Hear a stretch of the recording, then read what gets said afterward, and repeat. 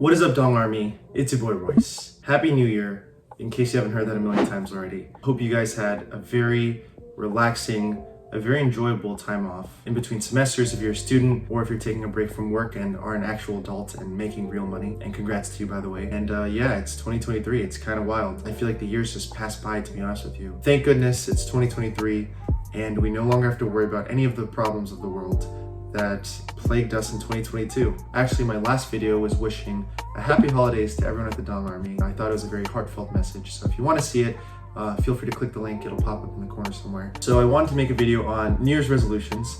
This will be like a rapid fire type thing. I have a few bullet points on my iPad here.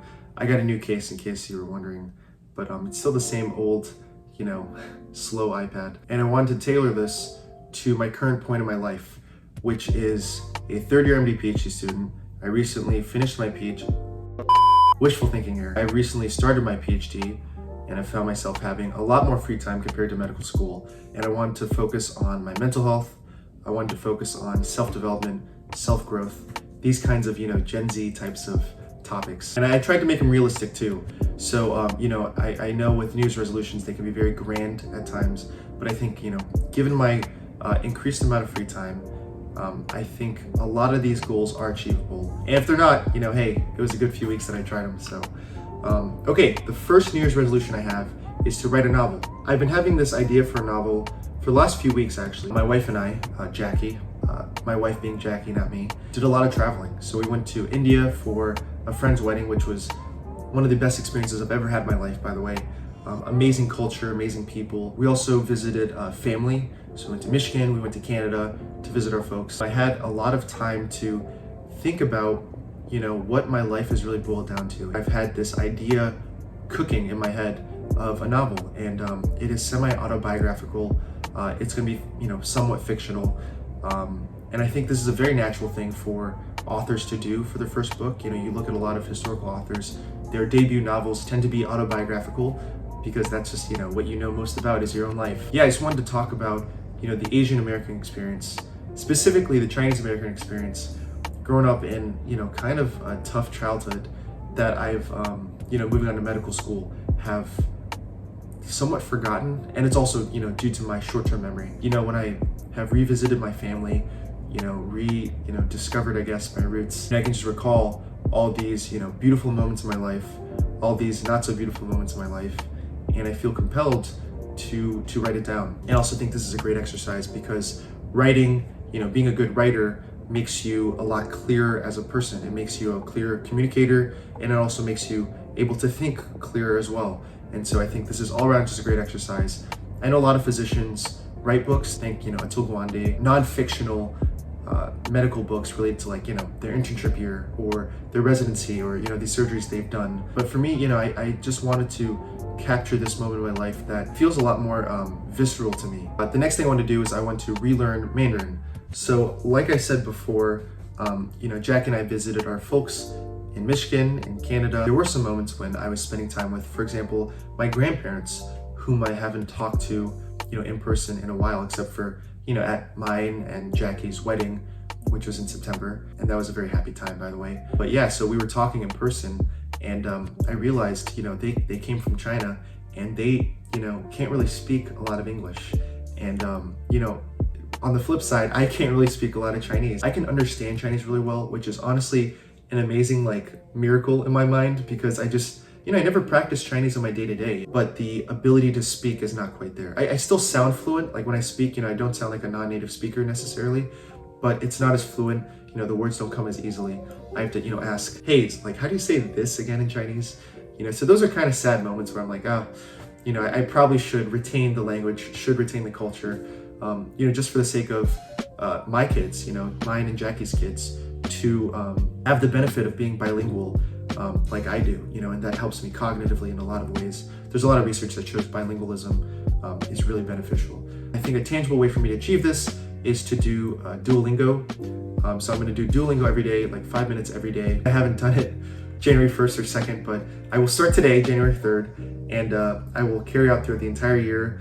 and wrap around to January 3rd, 2024, so that it fulfills an entire year. And it'll also help me with literacy, because actually I don't know a lot of characters except for my name and a few, handful of other words. But yeah, my motivation is to learn Mandarin for my grandparents and for my future kids. The next New Year's resolution I have is to reduce my blood pressure by 10. As you know, blood pressure is two numbers. The top number is your systolic blood pressure, and your bottom number is your diastolic blood pressure. Mine right now is 120s over like 80s. The cutoff for, high blood pressure is 130. Sometimes I have to, recheck and like relax in order to get the number that I desire. Technically that is still healthy, but I want to get to the point where my blood pressure is low and I don't even have to worry about, rechecking. So my goal is to reduce it by 10, get it into the 110s consistently. For my few, tangible ways I can do this is I can start doing aerobic exercise, running, which, kind of sucks.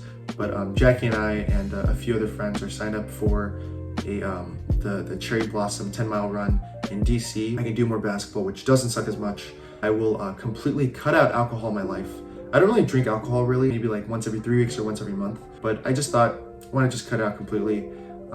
There are so many, health detriments that come with alcohol, and also have sleep problems. I took a sleep study earlier this year, which I made a YouTube video on in case you're interested. They didn't diagnose sleep apnea, but they did have some episodes of like near sleep apnea. I'm gonna practice a few, techniques to better my sleep, better my airway, breathing for when I sleep, so that I can reduce those episodes of apnea and therefore better my blood pressure. That's another big way that your blood pressure increases that a lot of people don't know about. A lot of, middle-aged males like me who just have breathing problems when they sleep. Another, kind of health goal I have for myself is to gain 5 pounds of muscle. So right now I weigh about 190 pounds. The way to judge this is I want to weigh, 195 pounds while maintaining the same like kind of leanness visually. I guess that's one good way for me to judge that I'm gaining muscle and not, just 5 pounds of fat, which I can just do by eating ice cream all the time. And that obviously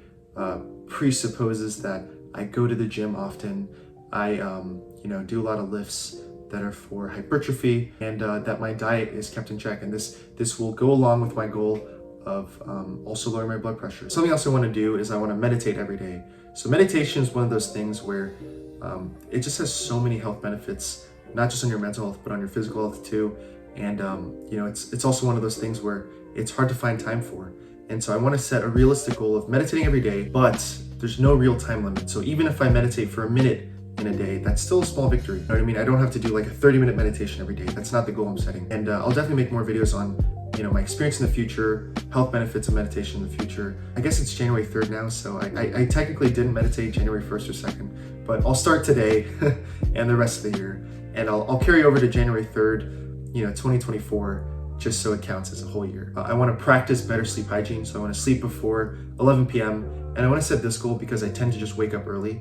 So, whether I sleep 11 p.m. or like 1 a.m., I tend to wake up at like 8 a.m. consistently. And another thing I want to do is reduce my screen time. And so, before I go to sleep, I tend to like watch YouTube videos, or I, read, books on my iPad. And all of these are forms of screen time. Invest in like, hard copy books. I'll stop by the library, which is something I haven't done in a while, but I'll stop by the library, grab some hard copies, and practice better sleep hygiene that way. I'm gonna set the goal for myself to read 52 books this year.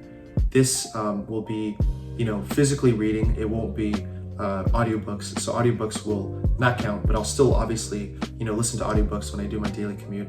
I have been reading a lot more last year. So last year I probably read like 30 books or so, but this year I want to make, a very conscious effort to read a bunch more, because I think this is a great way to, spend your leisure time, great way to practice your mind, great way to just learn a lot more things. And so I'm going to read a lot more. I don't know if I'm going to do a lot of like non-fictional, productivity books, how to, wake up at 5 a.m. every day and be productive and, conquer a bunch of stuff in your career. I think I'm just going to stick to a lot of fiction, which is just stuff that I enjoy.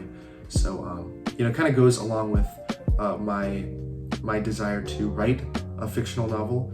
It's just like, learning more about the human experience, building empathy. That's, why I enjoy reading. Another thing I want to do is visit 2 new countries. So like I said, this past year we've done a lot of traveling. Mine and Jackie's honeymoon traveling to India for a friend's wedding, which was a once-in-a-lifetime experience. These sorts of activities where you get to experience new culture, experience new food, new language, new customs, new artwork. These are just such humanizing experiences. They make me incredibly grateful to be a human, to be honest with you. Another thing I want to do is volunteer every week. So last year I volunteered a good amount. There's this club called Project Short, which I've been a part of. I've been able to mentor like 20 plus students who are applying MD or MD PhD, help them with just all parts of the application, including the MCAT. These are underprivileged students, and I obviously do it pro bono. Obviously YouTube is a great way for me to reach out to people, but there's no immediate feedback. I don't get to build a relationship, see them ultimately succeed, which is honestly amazing to be honest with you. But yeah, anyways, that's one way I volunteer, and I'll continue to do in the future. Jack and I have also helped at food shelters in Philadelphia. That was also a very fulfilling experience. Yeah, so I think when it comes to my work, which is being an MD PhD student and being a YouTuber, first of all, being a YouTuber, my goal for this year, I guess a tangible goal for myself is subscriber count. So if I'm at 4,000 subscribers now, my goal will be to get to 10,000 subscribers, which is more or less, I guess, realistic. I'm not really sure. It's really hard to gauge. Right now I'm in my PhD phase, and the biggest thing with my research is the development of devices. In my lab, we're a hardware kind of lab, we're an electronics lab, bioengineering lab. Once in my project, I develop the physical device and I get a working device, then I can go on to implant it into animals, implant it into humans, collect data. So, that's really a huge milestone for me, is getting functional devices. So that's gonna do it for this video. Hope you guys found this video entertaining, insightful. Thanks for watching, and I'll see you guys next week.